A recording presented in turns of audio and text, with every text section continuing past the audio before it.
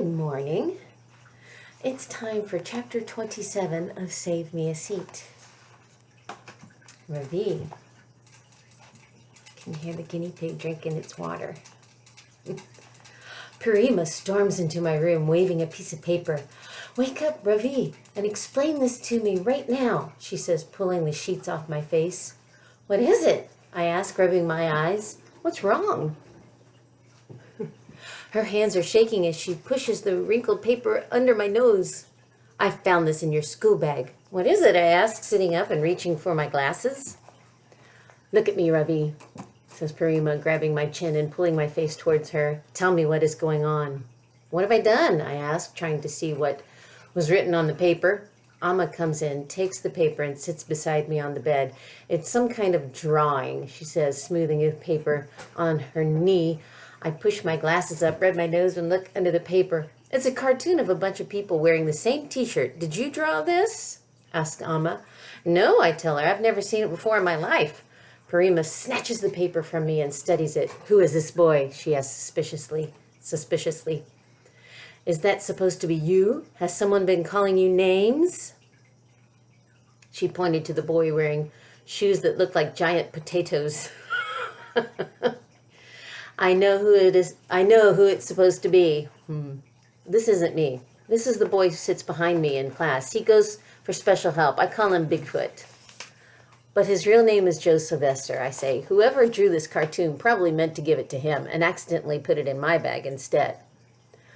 I hope this will satisfy my grandmother and put an end to this drama, but she instead starts up again.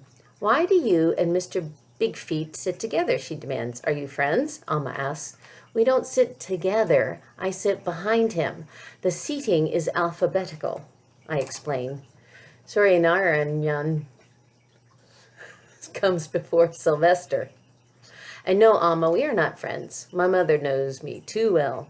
What's going on, Rasha? She asks softly. You have to tell me. I want to tell her everything, how Dylan Samreem called me Curryhead, and how I ran away and hid in the bathroom, how I have not made a single friend at school, and have been ridiculed and laughed at every single day since day one. I want to tell her that I have been tricked into tasting beef, too, but I can't. What's wrong, Amma? I'm sorry, I was looking for my cat. What's wrong? Amma asks, squeezing my shoulder. Ow! I cry gently. Amma gently pulls open the side of my pajama and gasps. What happened? She asks, gently touching my bruise with her fingertip. Nothing, Amma, I lied.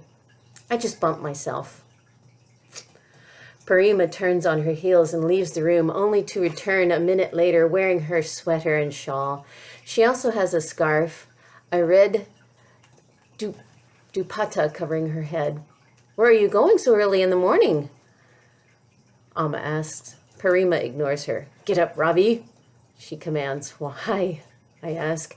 I'm coming to school with you. I want to see for myself what's going on at this so-called Albert Einstein Elementary School. Oh, no. Nothing is going on, Parima, I say, and you cannot come with me to school. When did you start answering back to your elders? She said, her eyes flashing. It's all this American influence. And are you ashamed of your Parima now? Embarrassed of her sari and bindi? I'm not sure that's how he feels, Alma says. What do you know about this, Roshni? I must be sleepy this morning. I'm mispronouncing some words. Parima snaps. Tell her, Ravi, it's true, isn't it? You wish your silly old Parima had stayed behind in Bangalore. It's hard today for me to speak. Bangalore, where she belongs, don't you? There's no place for me here in your new American life, full of insulting cartoons and mysterious bruises. No, Parima, I say. I'm glad you're here. But she ignores me and goes on. I'll tell your Paripa to come to bring the suitcases back from the garage. We'll buy a ticket and fly back to Bangalore. Oh, she's so dramatic. Amma sighs. Don't be silly, Meena. Miss Ravi just told you he doesn't want you to leave. Parima narrows her eyes at Amma. You've poisoned his mind, Roshni. That's what it is. We both know you don't want me here any more than he does. Stop, I shout. The reason you can't come to school with me is because I'm not going to school, Parima. Are you feeling sick again, Rasha? My mother asks, quickly putting her hand on my forehead to check for a fever. Let me feel your pulse, says Parima, putting her fingers on my wrist. Now all of a sudden her voice is quivering with concern. I'm not sick, I say, pushing her hands away. I'm finished with Albert Einstein Elementary School forever. I quit. Oh my goodness, so much drama in Ravi's household. Isn't that the way it is with families? So much drama. Grandma is threatening to go back to India, and everybody's upset that Ravi is being bullied. Family drama. All right, we'll see what happens next. That was chapter 27. Until next time.